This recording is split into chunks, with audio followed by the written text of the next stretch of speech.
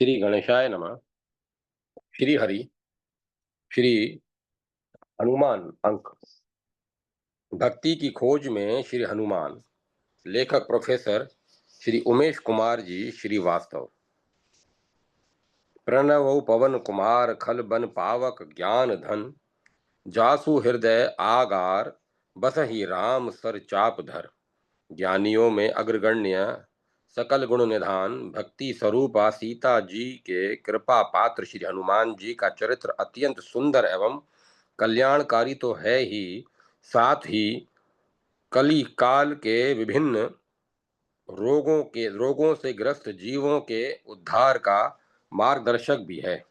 श्री हनुमान जी के चरित्र का विश्लेषण करके उसे यथामति हृदयंगम करने से हमें सच्ची दीनता, यथार्थ शरणागति, अलौकिक अनुरक्ति, असाधारण निर्भरता और गंभीर ज्ञान के स्वरूप का पता चलता है। अखिल ब्रह्मांड नायक प्रभु श्री राम की कृपा से सीता जी की खोज में जाने पर श्री हनुमान जी को अनेक बाधाओं का सामना करना पड़ा, किंतु अंत में वे उनका पता लगाकर उनका अमोघ आशीर्वाद प्राप्त करके पुनः प्रभु की कृपा प्राप्त करने में सफल हुए।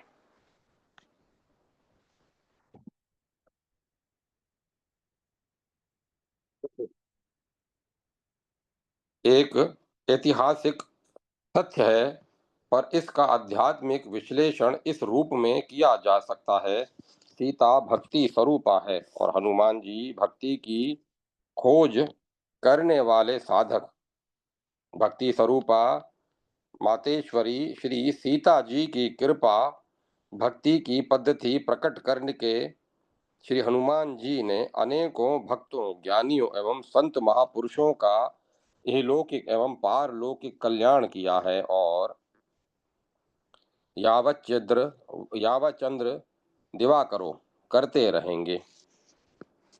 विशेष रूप से ध्यान देने की बात यह है कि श्री रामचरितमानस के किष्किंधा कांड के प्रारंभ में जब श्री हनुमान जी विप्र वेश धारण करके प्रभु से मिलने जाते हैं, तब वहां उन्हें प्रभु की कृपा तुरंत प्राप्त नहीं होती, क्योंकि प्रभु का सिद्धांत है निर्मल मन जन सो मोहि पावा, मोहि कपट छल छिद्र न भावा।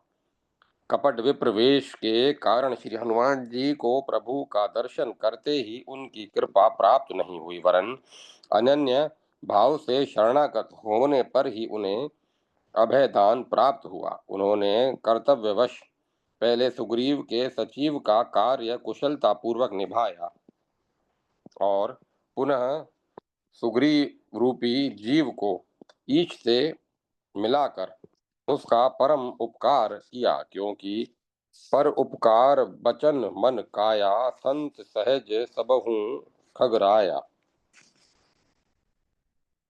यह श्री हनुमान जी जैसे महान संत को अच्छी तरह ज्ञात था, इसीलिए उन्होंने पर उपकार को सर्वोपरि महत्व दिया। प्रभु के साथ सुग्रीव के मैत्री कार्य को ही उन्होंने प्रधानता दी। वे जानते थे कि प्रभु अनुकूल भले ही हो गए हों, परंतु भक्ति देवी के अनुकूल हुए बिना आत्म कल्याण कर पाना संभव नहीं है। इसीलिए श्री हनुमान जी ने पहले सुग्रीव का कार्य करना उचित समझा और ब्राह्मण वेश से ही क्षत्रिय वेशधारी दो राजकुमारों को प्रणाम किया।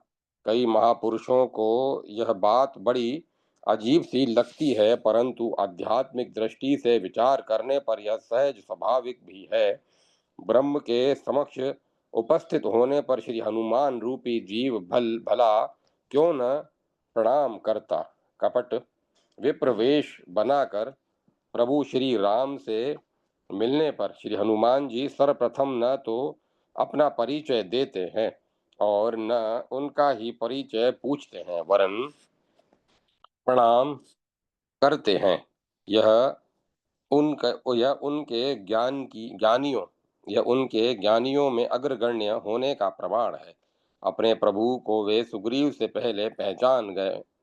तत्पश्चात वे भगवान से पूछते हैं, को तुम श्याम मल गौर शरीरा, छत्री रूप फिरहूं बन वीरा, कठिन भूमि कोमल पदगामी, कवन हेतु बिचरहु बन स्वामी, मृदुल मनोहर सुंदर गाथा गाता, सहित दुसह बन आतव बाता।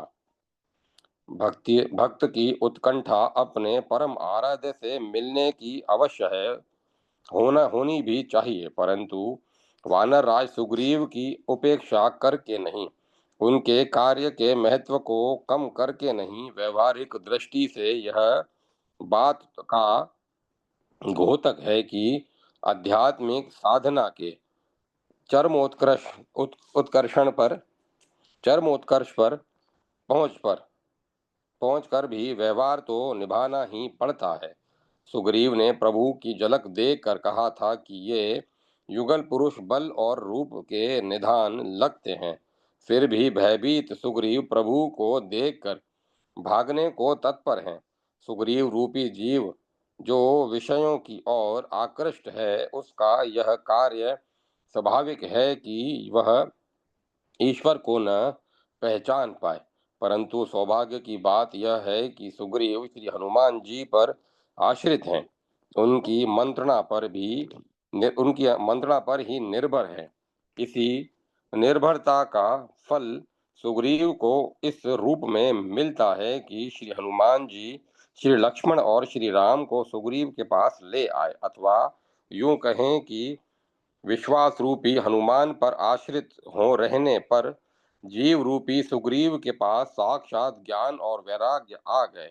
उसके संकटों का निवारण करने के लिए जिस तरह हनुमान जी ने सुग्रीव का हित किया, उसी प्रकार वे रावण का भी हित करना चाहते थे, पर रावण ने हनुमान जी पर तनिक भी विश्वास नहीं किया, क्योंकि वह मोह और अभिमान का मूर्तिमान रूप था।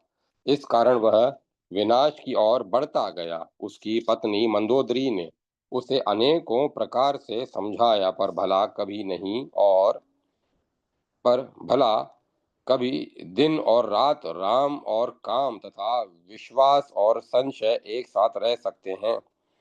श्री हनुमान जी उसे ऐसी युक्ति बतलाते हैं जिससे लंका पर अचल राज्य करने की उसकी प्रबल अभिलाषा पूरी हो सकती थी।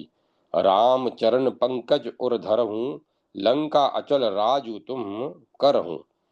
जब हृदय में विश्वास का अभाव रहता है, तब संसार के समस्त रोगों को दूर करने वाली और महाऔषधि देने पर भी रोगी अविश्वासी बनकर उसका पान नहीं करता है और अपने विनाश का कारण स्वयं प्रस्तुत कर लेता है। रावण ने भी यही मार्ग अपनाया। भक्ति स्वरूपा सीता जी को अपनी लंका में लाकर वह अपना कल्याण दो कारणों से नहीं कर सका। पहला कारण था संशय और दूसरा था अभिमान।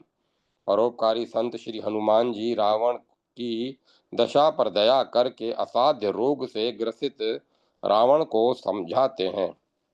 मोह मूल बहु सूल प्रद त्यागहूं तम अभिमान, भजहूं राम रघुनायक कृपा सिंधु भगवान। हे रावण, तुम मोह ही जिसका मूल है, ऐसे अत्यधिक पीड़ा देने वाले तम रूप अभिमान का त्याग कर दो और कृपा के समुद्र राघवेंद्र भगवान श्री राम का भजन करो। भला अंधकार और सूर्य में कभी मैत्री संभव हो सकती है? जब विप्र वेशधारी श्री हनुमान ने ऋषिमुख पर्वत के चरण प्रांत में अपने परम आराध्य प्रभु को पहचान लिया और उन्होंने उनके चरणों में गिरकर निवेदन किया, एक हूँ मैं मंद मोहबस कुटिल हृदय अज्ञान, पुनि प्रभु मोहि बिसारेउ दीन बंधु भगवान। तब प्रभु ने श्री हनुमान को उठाकर हृदय से लगा लिया, अपना लिया, परंतु उन्हें अनपायनी भक्ति नहीं दी। इस प्रकार अनेक भक्तों को प्रभु ने अपनाया है और उनके वरदान अनेकों वरदान भी दिए हैं, परंतु अनपायनी भक्ति रूपी चिंतामणि को विरलों को ही प्राप्त हुई है। श्री हनुमान जी के चरित्र में इसी चिंतामणि की प्राप्ति का सुगम मार्ग दर्शाया गया है। अपने जीवन में कल्याणकामी व्यक्तियों को प्रभु चरणों में प्रेम करना चाहिए। इसकी शिक्षा श्री हनुमान जी के जीवन में से मिलती है। जेहि शरीर रति राम सोई आदर ही सुजान, रुद्र देह तजी नेह बस वानर भय हनुमान। प्रभु की इच्छा में अपनी इच्छा को मिला देने वाले भक्त में न कोई आतुरता होती है और न अपने बल बुद्धि का भरोसा अथवा अभिमान ही। श्री राम जी के श्री राम जी ने श्री हनुमान को अपने पास बुलाकर अपना कर कमल उनके मस्तक पर रख दिया। सहीदान के रूप में उन्हें अपनी मुद्रिका दी और यह भी कहा, बहु प्रकार सीत ही समुझाऊं, कहीं बल बिरह बेगी तुम आहू। श्री हनुमान जी का लंका यात्रा के समय माया पुनः अपना जोर दिखाती है। माया के तीन स्वरूपों सतवगुणी, रजोगुणी और तमोगुणी से सामना होने पर श्री हनुमान जी प्रभु श्री राम की कृपा से उन पर विजयी हुए। सतवगुणी माया का प्रतीक है सुरसा। देवलोक में वह श्री हनुमान जी की परीक्षा लेने आई। भक्ति की खोज में तो श्री हनुमान हैं, परंतु परीक्षा से डरने या भागने की इच्छा उनमें नहीं है। सुरसा चाहती थी कि उनके बल और बुद्धि का परिचय पाना कि ये राम काज कर पाएंगे अथवा नहीं, परंतु हनुमान जी राम काज करना चाहते थे। इससे यह सिद्ध होता है कि सतवगुणी माया साधक के जीवन में बाधक नहीं होती, परंतु उसकी लगन, उत्साह, कर्मठता और शक्ति का परीक्षण वह अवश्य करती है। यदि उसका आशीर्वाद प्राप्त करना है तो साधक को श्री हनुमान का मार्ग ही अपनाना पड़ेगा। सतवगुणी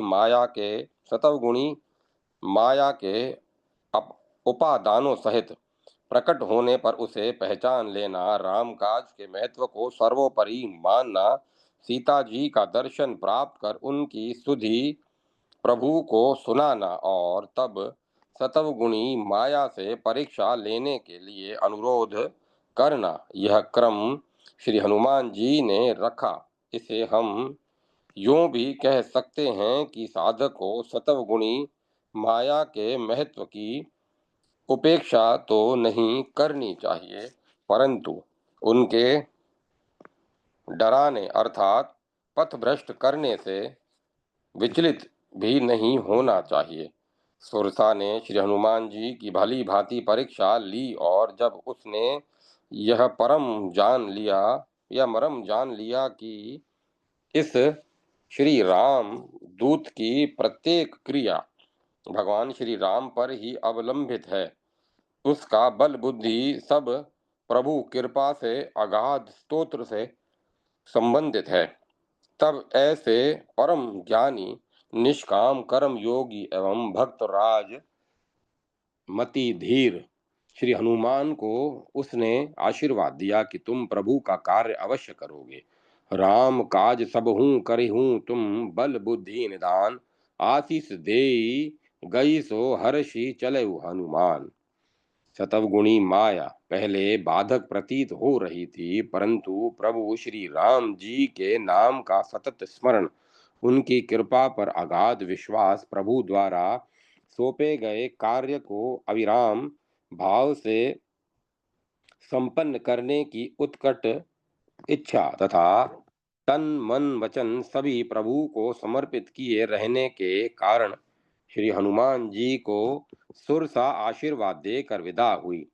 साधना जीवन में सतवगुणी माया को अनुकूल बनाने के लिए हनुमान जी द्वारा अपनाया गया मौलिक उपाय अनुकरणीय है। सिंह का तमोगुणी माया की प्रतीक है, जिस पर प्राण घातक प्रहार करके उसे समाप्त करना ही साधक के लिए कल्याणकारी है। तमोगुणी माया बड़ी ही तीव्रता के साथ पहले छाया पकड़कर गति रोक देती है, फिर नीचे गिराकर खा जाती है। अर्थात साधक के विचार को कुलषित करके उसकी छाया पकड़ती है, तब साधक की परमार्थ की और गति रुक जाती है, उसका अधपतन होने लगता है। यदि वह अपने बल पर हाथ पैर चलाता है तो वह दृष्टा उसका अस्तित्व ही समाप्त कर देती है, परंतु जो सचेत साधक होते हैं वे श्री हनुमान जी की भक्ति तासु कपट कपि तुरत ही चीन्हा, उसकी चाल तुरंत पहचान कर उसका काम तमाम कर डालते हैं। वे उसके माया जाल में नहीं फंसते। लंकनी रजोगुणी माया की प्रतीक है, इसे अपने मार्ग में आने पर उचित सिखावन देना चाहिए।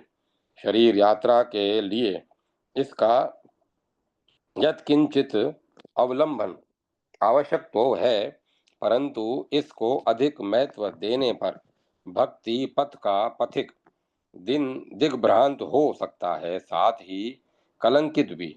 लंकनी कहती है, जान ही नहीं मरम सठ मोरा, मोर आहार जहां लगी चोरा, मुट्ठी का एक महाकपि हनहि, रुधिर बमत धरणी धन मनी, पुनि संभारी उठी सो लंका, जोरी पानी कर बिनय संस्का।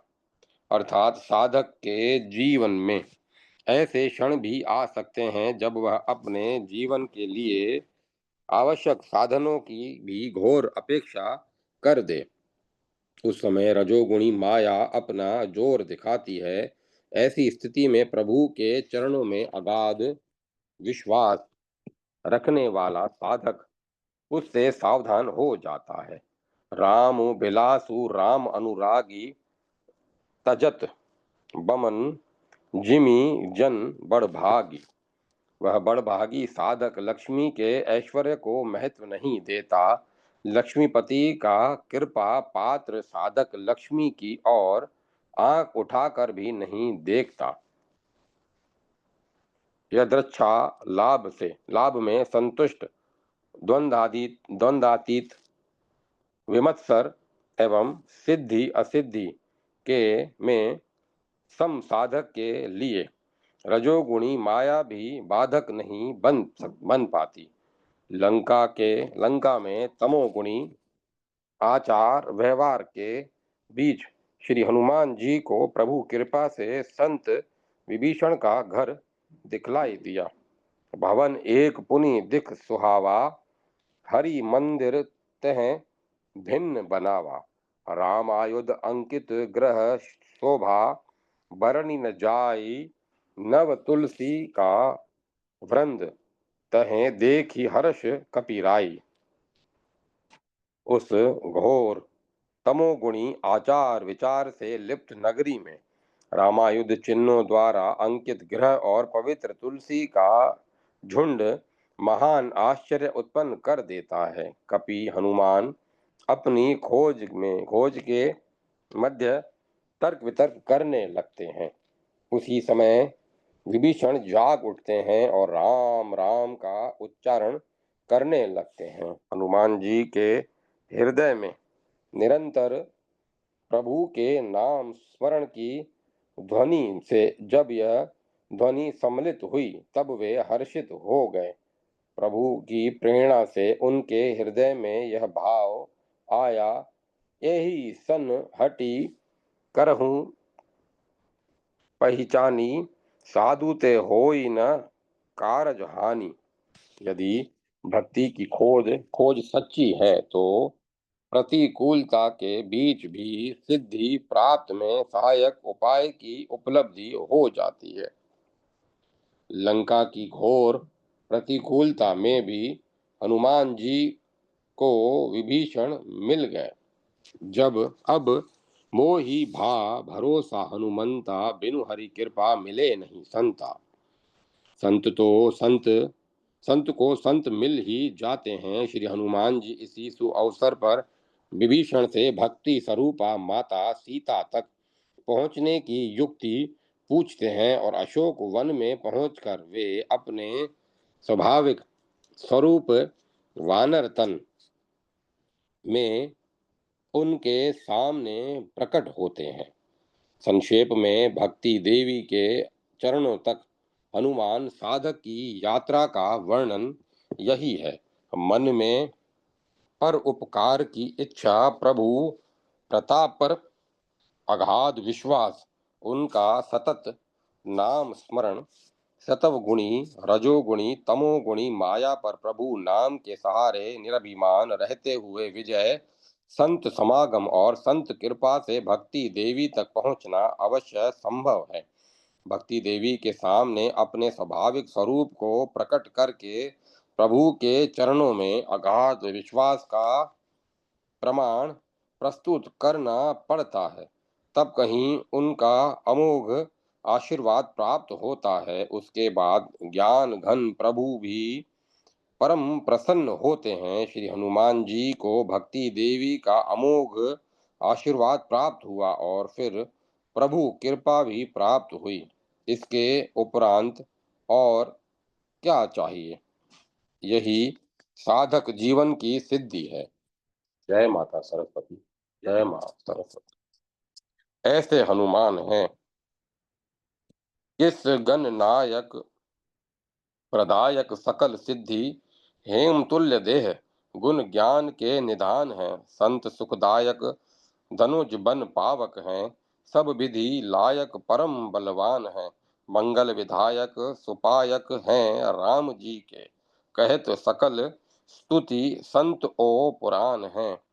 सत्य के सहायक सुगायक मधुर नाम, राम मन मानस मराल हनुमान हैं। प्यारे अंजनी के हैं दुलारे कपि केसरी के, प्यारे अंजनी के हैं दुलारे कपि केसरी के। तारे नैनों के हैं सीताराम और लखन के, बारे तन मन राम नाम रस मतवारे।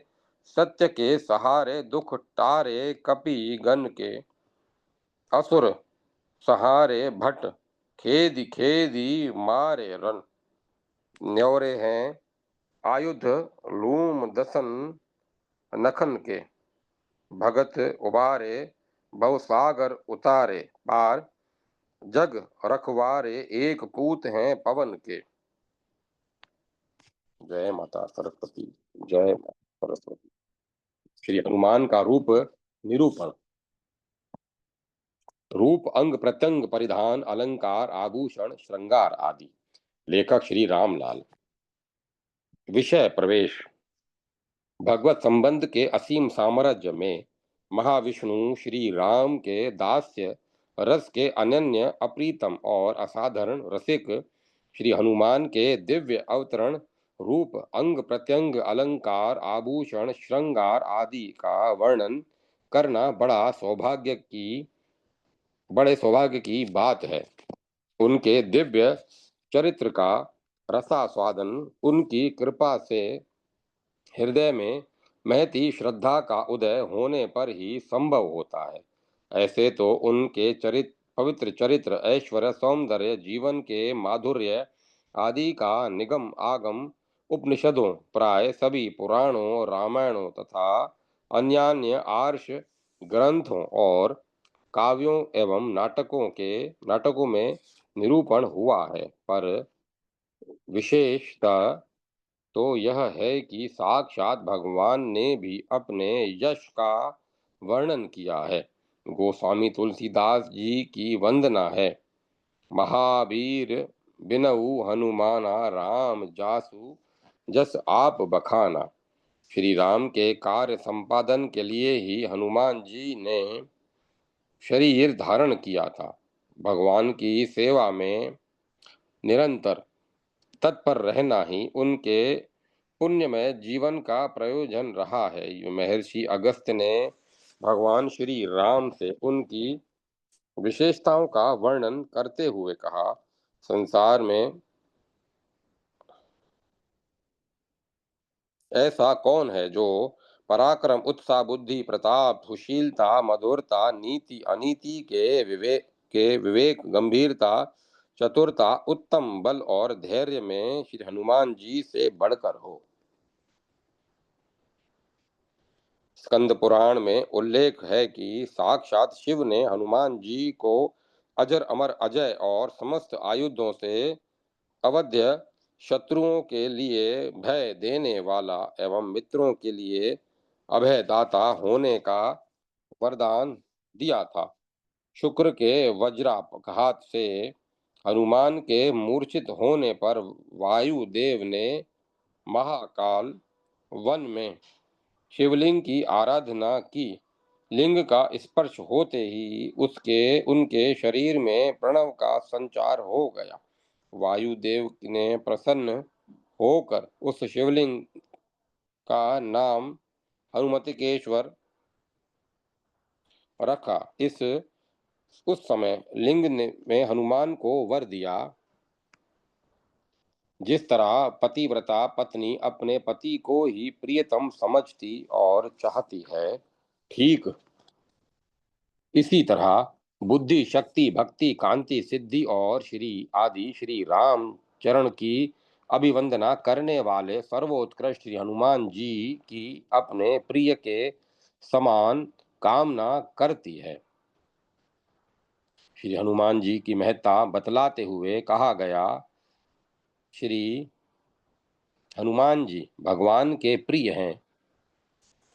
यही उनकी सबसे बड़ी विशेषता है। उनकी महिमा के संबंध में भक्त कवि रहीम खान खाना की प्रशस्ति है कि पवन नंदन श्री हनुमान विपत्तियों को विदीर्ण कर देते हैं तथा दुष्टों और दानवों के समूह रूपी वन को जलाकर भगवत जनों को अभय प्रदान करते हैं। ध्यावहु विपद विदारन सुवन समीर, खल दानव बन जारन प्रिय रघुवीर। श्री हनुमान जी के स्वरूप और रूप पर वेदों, उपनिषदों और पुराणों तथा भक्ति साहित्यों के सांगोपांग विवेचन उपलब्ध होता है।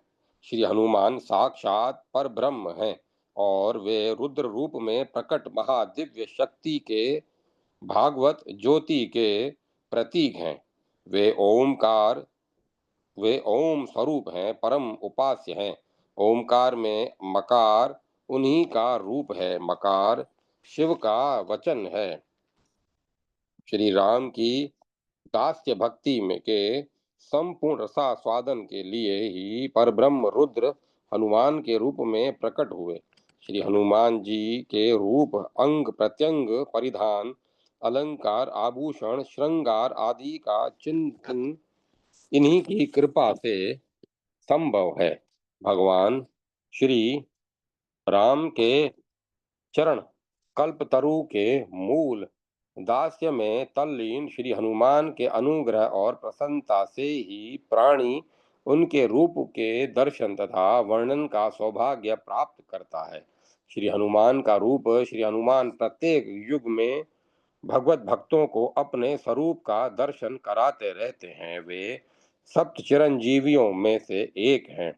द्वापर और कली के संधि काल में भीमसेन ने उनके रूप को देखा था। गंधमादन पर्वत पर कदली वन में विचरण करते हुए भीम को इन्होंने कृपा पूर्वक अपना रूप दिखलाया था। उनकी अंग कांति गिरती हुई बिजली के समान पिंगल वर्ण की थी। उनका गर्दन वज्रपात की गड़गड़ाहट के समान था। उनका गर्जन वज्रपात की गड़गड़ाहट के समान था। वे विद्युत पात के सदृश चंचल प्रतीत होते थे।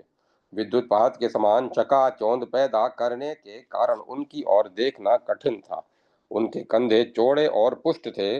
उनके शरीर का मध्य भाग और कटी प्रदेश पतला था। उनकी रोमावली घनी थी।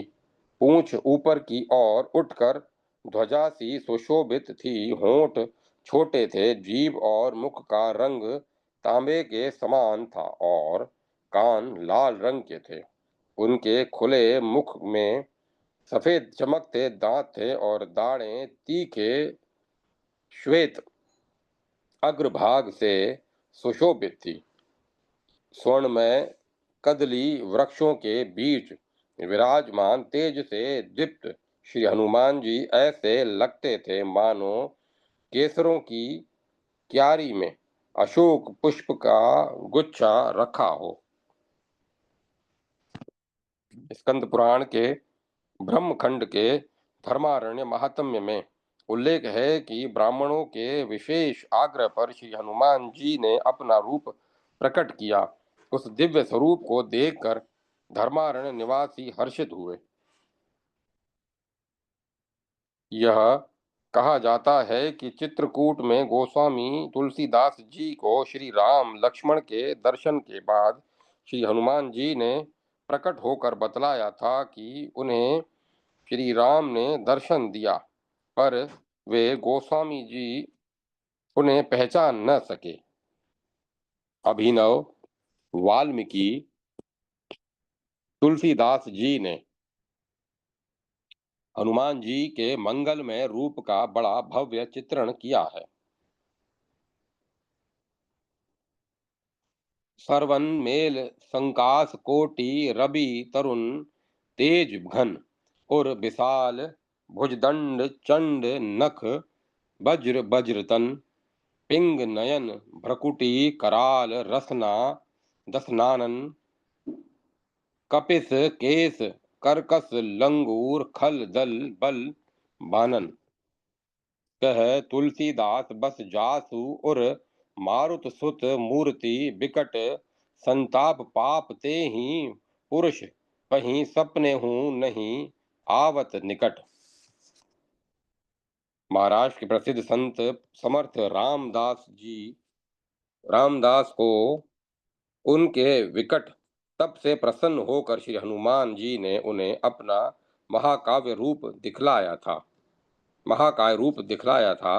समर्थ रामदास गोदावरी के पुण्य जल में खड़े होकर नित्य ब्रह्म मुहूर्त में सूर्य उदय तक श्री राम नाम का जप किया करते थे। उसी समय एक बंदर भटके ही एक अशोक वृक्ष पर नित्य निश्चल होकर बैठा रहता था। 12 वर्षों तक यह क्रम चलता रहा।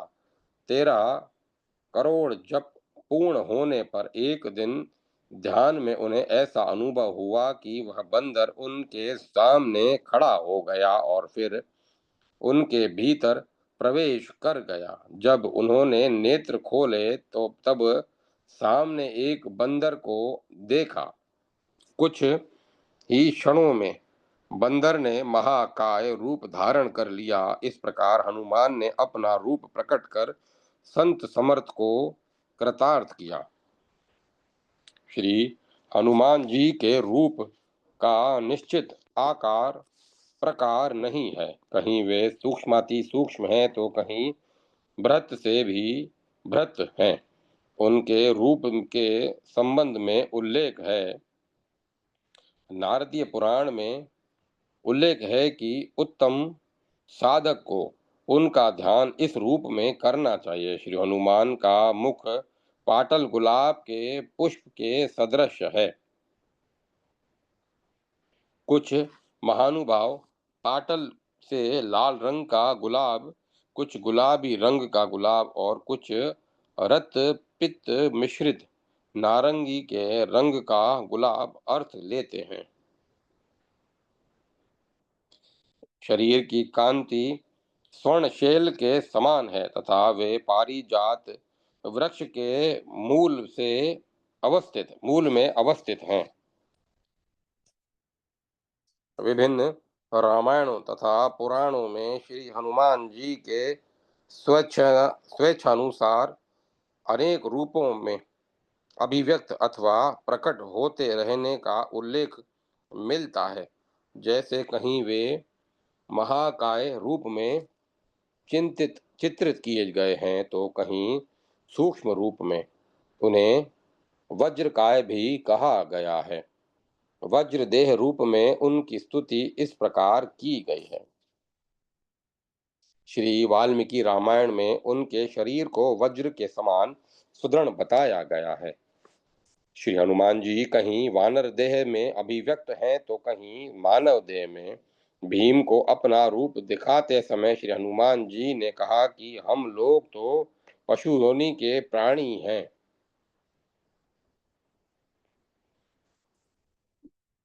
भगवत लीला की संपन्नता तथा पूर्ति के लिए श्री हनुमान जी द्वारा मानव शरीर अपनाना अपनाने का प्रसंग भी उपलब्ध होता है। श्री अध्यात्म रामायण में उल्लेख है कि हनुमान जी नंदी ग्राम में श्री भरत जी को भगवान श्री राम के आगमन का संदेश सुनाने के लिए मनुष्य शरीर से गए थे। इसी प्रसंग के संदर्भ में दक्षिण भारतीय श्री रंगनाथ रामायण के युद्ध कांड के 165वें अध्याय में वर्णन है कि श्री हनुमान ने मानव रूप धारण कर बड़े वेग से गंगा जी को पार किया तथा श्रृंगवेरपुर पहुंच गए। नराकार और वानराकार के में प्रकट होते रहने वाले श्री हनुमान जी के सूक्ष्म विकट और भीम आदि अनेक रूपों का विवरण मिलता है। उन्होंने अशोक वन में सीता जी को सूक्ष्म रूप दिखाया, विकट रूप धारण कर लंका जलाई तथा भीम रूप प्रकट कर असुरों का संहार किया। सूक्ष्म रूप धरी सियहि दिखावा, विकट विकट रूप धरी लंक जरावा, भीम रूप धरी असुर संहारे। श्री सीता जी का पता लगाने के लिए लंका जाते समय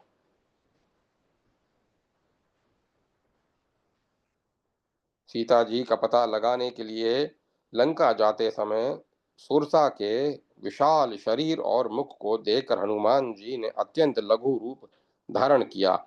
अति लघु रूप पवन सुत लीन्हा। महाराज भोज ने चंपू रामायण में श्री हनुमान जी के इस प्रसंग के रूप में उल्लेख करते हुए कहा है कि उन्होंने अपना शरीर अंगुष्ठ मात्र करके सुरसा के जठर में प्रवेश किया तथा उसे बाहर आकर त्रिविक्रम भगवान विष्णु का सा विशाल रूप धारण कर लिया। तनु तनु कृत्य तदा हनुमान कृत्यावागः जठरे ददिये ततो विनिष्क्रम्य स चक्रपाणेस्त्रे विक्रमस्य क्रममेव चक्रे। लंका में प्रवेश करते समय श्री हनुमान ने पुनः अति लघु रूप धारण कर लिया था। यह रूप मशक के समान था। मशक समान रूप कपिधरि लंक ही चले सुमिरई नरहरि। अशोक वन में सीता जी के समक्ष प्रकट होते समय उन्होंने जो रूप धारण किया उसके संबंध में अनेक मत व्यक्त किए गए हैं। उनके उस समय के सूक्ष्म अथवा लघु रूप की उपमा मच्छर तथा बिल्ली से दी गई है। श्री हनुमानाटक में वर्णन है कि पवन कुमार श्री हनुमान जी ने दशरथ नंदन श्री राम जी की आज्ञा से राक्षसपुरी लंका को देकर द्विदंश मच्छर के समान रूप धारण कर गणना में न आने योग्य शरीर के आकार से लज्जा युक्त होकर शिंचपा शरीर से उतरकर श्री राम की मुद्रिका भगवती जानकी के सम्मुख गिरा दी। इस प्रसंग में महर्षि वाल्मीकि ने वृक्षदंश बिल्ली रूप का ही उल्लेख किया है। श्री रंगनाथ रामायण में श्री हनुमान जी के उस समय के रूप का बड़ा भव्य चित्र उपस्थित कर उनकी दिव्यता का महत्वाकांक्षन किया गया है। श्री हनुमान ने अंगुष्ठ मात्र का आकार ग्रहण किया और उस अशोक वृक्ष के पास पहुंचकर उस पर चढ़ गए। बालक के रूप में वट वृक्ष के पत्रों में शयन करने वाले भगवान विष्णु के समान वे श्रेष्ठ वानर उस वृक्ष की घनी शाखाओं में बड़ी कुशलता के साथ छिपकर बैठ गए और उन पुण्यात्मा ने उन विशालाक्षी सीता जी को बार बार ध्यान से देखा। किष्किंधा में श्री राम मिलन के अवसर पर श्री हनुमान ने विप्र वेश धारण किया था। अनेक रामायणों तथा पुराणों आदि के अवलोकन से स्पष्ट होता है कि कहीं उन्हें विप्र वेश में, कहीं वटु सन्यासी भिक्षु तापस आदि रूपों में चित्रित किया गया है। श्री राम चरित्रमानस में वर्णन है कि सुग्रीव द्वारा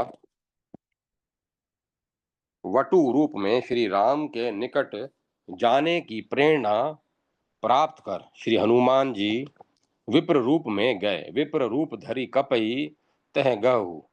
नरसिंह पुराण में वर्णन है कि सुग्रीव ने उपर्युक्त अवसर पर हनुमान जी से तापस वेश में जाने के लिए कहा। हनुमन पुच्छ शीघ्रम त्वम गच्छ तापसेवश धृक। श्री हनुमान ने भिक्षु सन्यासी का रूप धारण करके भाई सहित श्री राम से पूछा, महामते आप कौन हैं? इस निर्जन घोर वन में कहाँ से आ गए? यहाँ आने का आपका क्या प्रयोजन है? ठीक ठीक बताइए। महाराज भोज ने भी उपर्युक्त मिलन प्रसंग में श्री हनुमान के इस भिक्षु वेश का ही वर्णन किया है। उपर्युक्त श्लोक में स्वीकृत भिक्षु वेश को टीकाकार श्री रामचंद्र बुधेंद्र ने स्वीकृति सन्यासी वेश माना है। श्री हनुमान ने विप्र रूप धारण कर पुण्यात्मा विभीषण से भेंट की थी। श्री हनुमान जी के वेद रूप में भी भावना की गई है। गोस्वामी तुलसीदास जी ने कवितावली में बड़ी सुंदर काव्य भाषा में कहा है कि विराट पुरुष के हृदय में रावण रूपी राज रोग बढ़ रहा था, जिससे व्याकुल होकर वह दिनों दिन समस्त सुखों के से हीन होता जाता था। देवता सिद्ध और मुनिगण अनेक प्रकार की औषधि करके हार गए, परंतु न तो वह शोक रहित होता था, न कुछ चैन ही पाता था। तब श्री रामचंद्र जी की आज्ञा से रसवेद हनुमान जी ने समुद्र के पार उतरकर और लंका रूपी सिकोरे को ठीक करके राक्षस रूपी बूटियों के रस में लंका के सोने और रत्नों को यत्न पूर्वक फूंक कर मृगांक एक रसौषधि विशेष बना डाला। श्री हनुमान के वेद रूप की बड़ी मनोरम भावना महाराज भोज ने चंपू रामायण में प्रस्तुत की है।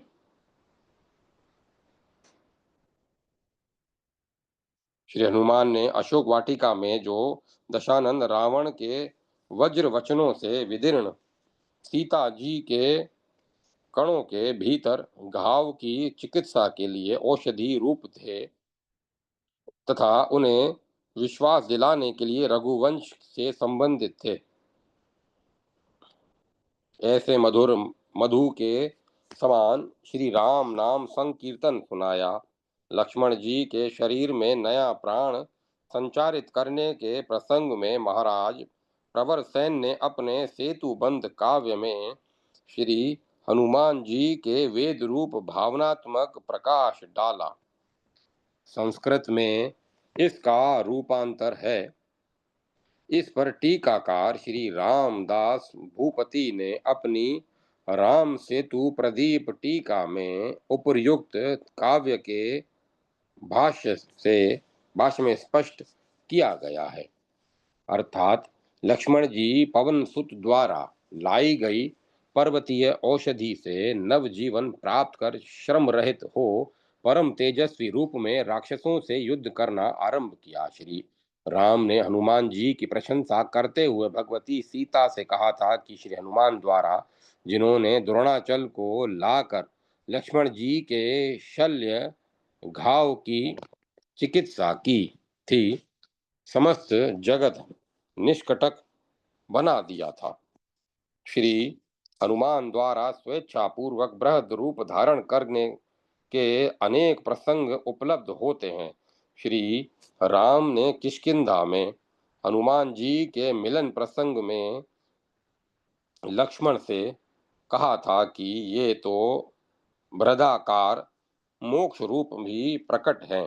श्री राम के सामने हनुमान जी अपना बृहद रूप प्रकट किया।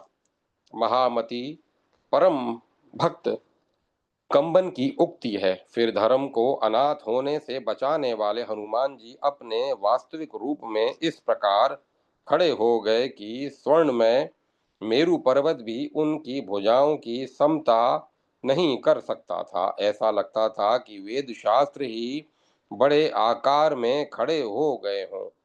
सभी बड़े बड़े पदार्थ उनके सम्मुख छोटे लगने लगे। तीनों लोकों को अपने चरण में नापने वाले श्री राम विष्णु स्वर्णिम उज्जवल कुंडलों के से विभूषित उनके मुख को नहीं देख पाते थे। श्री राम लक्ष्मण से कहा है कि हे तात, मोक्ष पद ही वानर का रूप लेकर उपस्थित हुआ है। वे जो शूद्र गुणों से रहित होकर अमंद प्रकाश से युक्त नित्य वेदों तथा दोष रहित ज्ञान से भी दुर्जय हैं।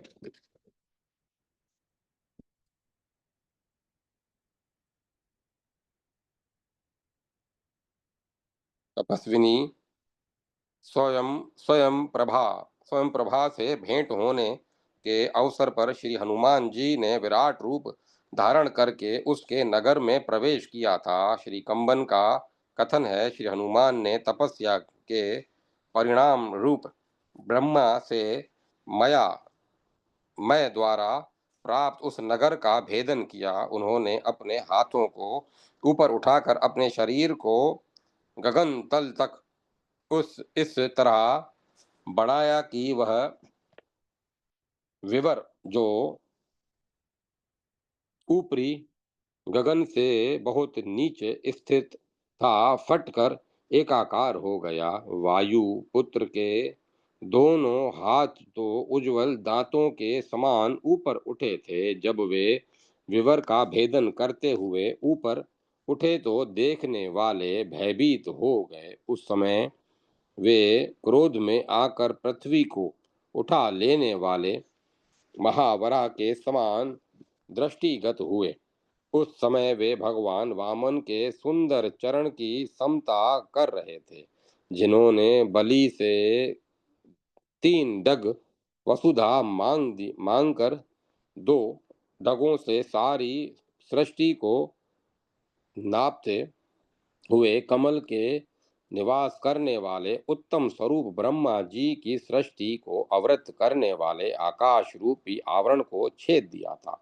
लंका जाते समय श्री हनुमान जी ने महेंद्र पर्वत पर अपना विशाल पर्वताकार रूप प्रकट किया था। उस समय समस्त प्राणियों को वायुपुत्र महामनस्वी हनुमान जी महान पर्वतराज के महान विशाल काय स्वर्ण वर्ण अरुण बाल्य सूर्य के समान मनोहर मुख वाले और महान सर्पराज के समान दीर्घ भुजा वाले दिख पड़े।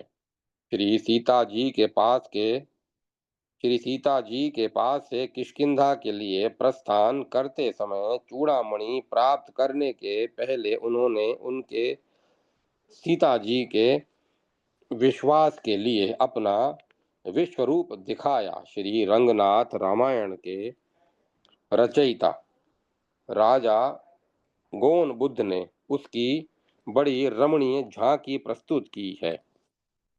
श्री हनुमान ने अपना रूप इतना विशाल बनाया कि